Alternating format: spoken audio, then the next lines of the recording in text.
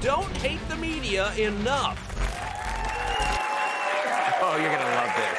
You are going to love this.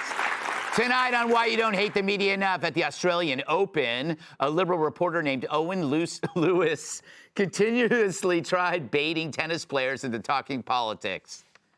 I've been asking a lot of the American players just how it feels to play under the American flag right now, and I'm curious how you feel. Yeah, I mean, I was born in America, so I'm always proud to represent my country. Just to clarify a little, I mean, sort of in the context of the last year of everything that's been happening in the U.S., does that complicate that feeling at all? I don't think that's relevant. Just to clarify, you douchebag. He's even more of a douchebag than he looks. This is a tennis tournament, and they just played. He's like a guy at a wedding, and during his toast to the groom, talks about he and his bride had a threesome with Dennis Rodman. But good for the player. Nobody's going to answer a dumbass loaded question like that. But the douche kept trying with other people.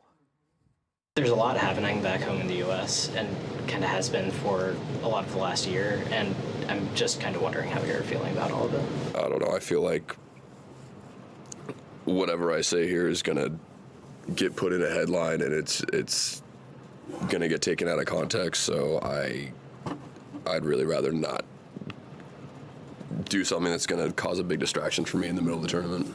Yeah, he's right. The only headline is that guy is an idiot. Boy, I was really nice to him there. Yeah, you were. I went through brain, face. But you know what they say, if at first you don't succeed, try to make an ass of yourself again. As always the case with these low-achieving hacks, he can't let it go. The U.S. is a year into the second Trump administration now, and a lot of people are suffering. And I'm wondering how you're feeling about things back home personally, and specifically what the mood is like in Florida. I don't know. I don't like to kind of dabble too much into politics just because it's just not the space that I really want to say that much on. Come on, this is Australia. Can someone just hit this guy with a boomerang? Save us all? But this hack had an agenda. Get athletes to say something supportive or negative or whatever about Trump, then write about it to increase his own publicity instead of covering the tennis itself. Sorry, brain, we are not here for the politics. We just want to see cute women in skirts grunt. Yeah.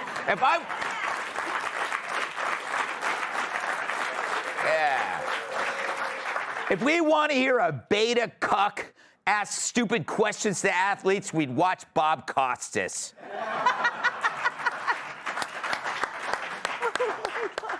Dagan, you couldn't have made that creature in a lab. Like, if we made up that character for this show, I would think it's too on the nose and unfair. But that's real.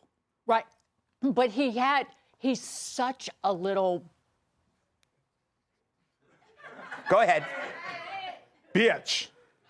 Scoundrel. Shriveled up scrotum. Ew. That he had to go to Australia and pick on the tennis player. Yeah, I didn't do MMA. Right. even a golf tournament in the U.S., those golf players are all roided up. Yeah. And it's an intense sport. You know he would have gotten one right across the nose, but he picks on the tennis players. But not one of those tennis players stood up and said, "You cannot be serious, man. You cannot be serious." Is that a throwback to John McEnroe? Yes. Yes. But it shows how far tennis has fallen. If it was Connors or McEnroe, he would have thought twice about Connors. Jimmy Connors would have thrown a racket at him. Totally. Would have pounded him, and then left with like 4 ball girls. Sounds like a Friday night. Yes. Emily, his voice. Oh. Can we just, that has to be a ringtone. It's like peeling the skin off a lizard. I know. There's something weird about it. A ringtone in hell. I mean, that's like torturous. I feel like you can tell just by his photo that he smells. You know that annoying must smell where people walk by you and you're like wash your pillowcase and wash your hair. You're disgusting. Fritos. Yes. Fritos. Yes. Yes. I think this dovetails in with our earlier conversation and why so many athletes register, the majority of them, as independent to sort of maintain out of the fray, because I see this as the gotcha attempt Every pipsqueak out there or jerk is trying to get an athlete. Oh, they're pro-Team USA. That must mean they're pro-Trump.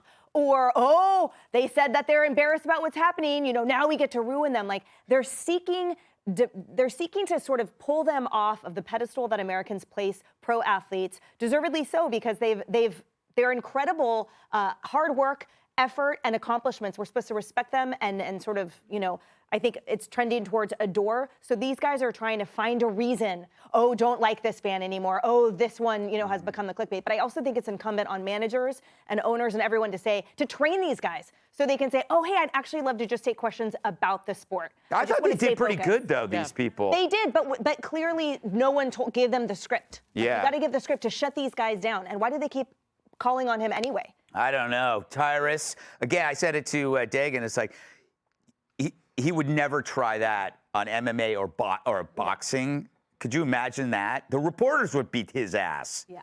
I don't know, Greg. It was a fair question. I mean, he's got a lot going for him. He's also the spokesperson for Starbucks, because that's where you usually hear that voice.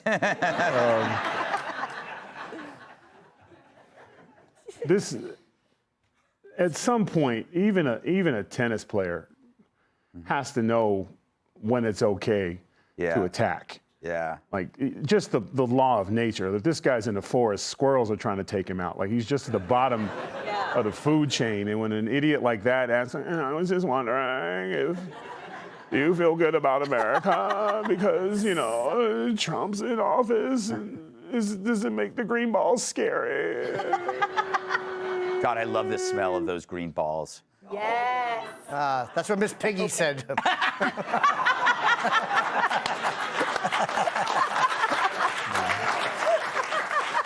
You are so proud of yourself. That's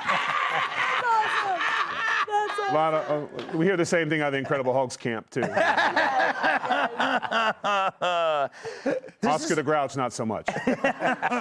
Does this happen to you when you're playing sports? Yes, it has, Greg. Yeah, you have reporters asking you your opinions on amorphous political themes. Well, I disagree. I think this young alpha was doing a fine job. Young man out there getting the story with a whimsical hairdo. You know, it's so obvious and it's so irritating where he's coming from politically. But it's also one of those things where nobody wants to read about how tennis players feel. You raised that point before. Yeah. Nobody cares. It's not interesting. Hey, how do you feel the matches going? Oh, you know, 5-love. Shut up. It stinks. So he's trying to get clicks, and that goes beyond this moment. That's the curse of what they're all doing. Mm-hmm. Nothing matters. They don't want to talk about what's real or what's accurate. It's how do I get people to click on this? And we are probably to blame for that because we click on it. Yeah. Like if they had trashed Trump, or if they had raved about Trump, either way, that would have gotten a lot more clicks than his boring ass story on tennis. So if we stop clicking on it, they will stop doing it. And we will never stop. Never. We can't. Never. This is why this story is so great. And the thing it was so obvious. I think that's why it was a great story. Yeah. Like it was just it was just so glaringly thirsty that he was seeking this. Yes, he was thirsty. You hear his voice? Yeah. Water, soda. We should make him our sports correspondent. Or at least our voicemail. Yeah. You've reached the Gutfeld show. Up next, Taylor's haters. Hey, Sean Hannity here. Hey, click here to subscribe to Fox News YouTube page and catch our hottest interviews and most compelling analysis. You will not get it anywhere else.